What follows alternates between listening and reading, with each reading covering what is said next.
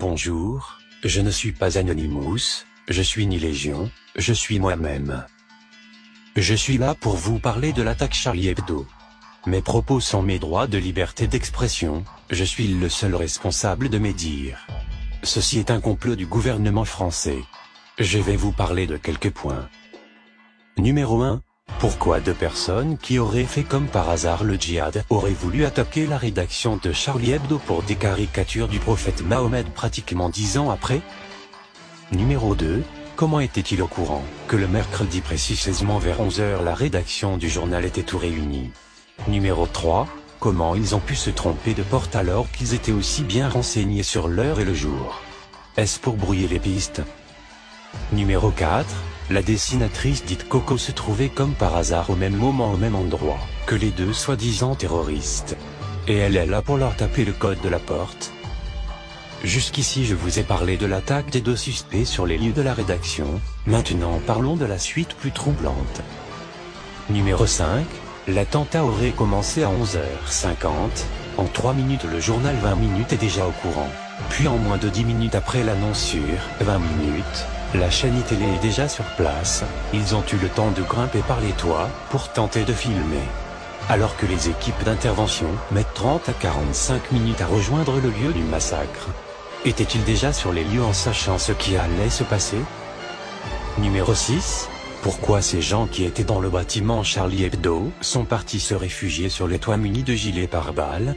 Étaient-ils au courant aussi de l'attaque? Portaient-ils des gilets pour éviter toute bavure lors de cette attaque?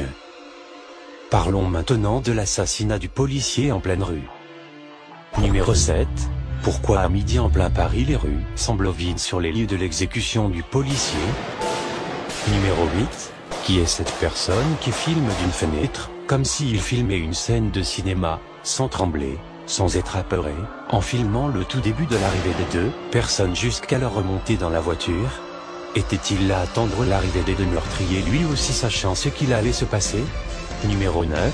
Pourquoi autant de temps après l'attaque du siège du Charlie Hebdo seulement deux policiers en vélo sont sur leur passage, sachant que quelque chose de grave était arrivé? Numéro 10. Lors de l'exécution du policier, à bout portant celui-ci appelle son assassin-chef. Pourquoi aucune trace de sang est aperçue après le tir à bout portant? Pourquoi une traînée de poussière apparaît comme si le coup avait été tiré au sol? Numéro 11. Avant de remonter dans la voiture, les deux meurtriers crient « On a vengé le prophète Mahomet, on a tué Charlie Hebdo ». Pourquoi? Savaient-ils qu'ils étaient filmés? Pourtant durant toute la vidéo on ne voit aucun des deux regarder en direction de la caméra. Numéro 12. Le chef d'État François Hollande se rend sur les lieux de l'attaque seulement 55 minutes après. N'a-t-il pas peur des voitures piégées, des balles perdues ou autres attaques terroristes? Numéro 13. Une carte d'identité aurait été retrouvée dans la Citroën C3 noire. Comment des terroristes n'oublient pas une basket avant de partir mais oublient une pièce d'identité? Étrangement ça rappelle l'histoire du passeport de l'un des terroristes retrouvé dans les rues de Manhattan lors des attentats du 11 septembre.